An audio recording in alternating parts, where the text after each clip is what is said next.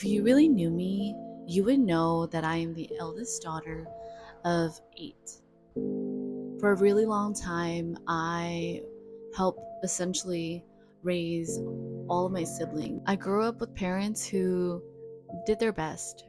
They worked really hard to provide for us, being immigrants who were just trying to survive in this modern world, not knowing much of the language. They were so busy working to provide for us to make sure that we all had food in our tummies and a roof over our head that it led them to being more absent when it came to our emotional needs and affection. In my culture, discipline looked completely different from what it does nowadays. So I grew up in a fairly abusive environment.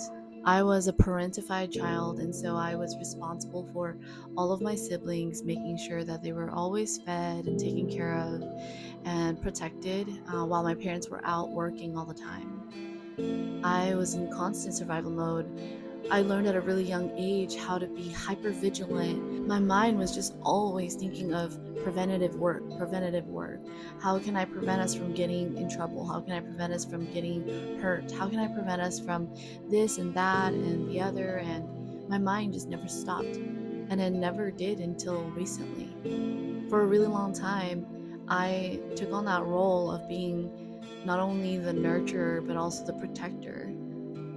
When you're the oldest, you are basically another parent.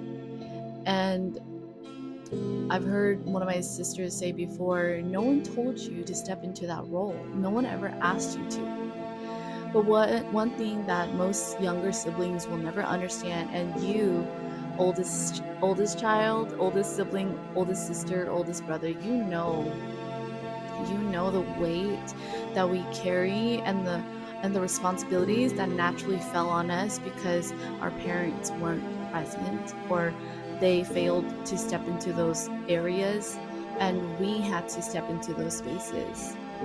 And it's not to blame our parents because they did the best they could and they were not shown any other ways. And specifically when you come from another culture and you come from a culture that it was all about just physical needs, when it comes down to it, we're just more concerned about making sure that you're healthy, you're alive, and that you have good education.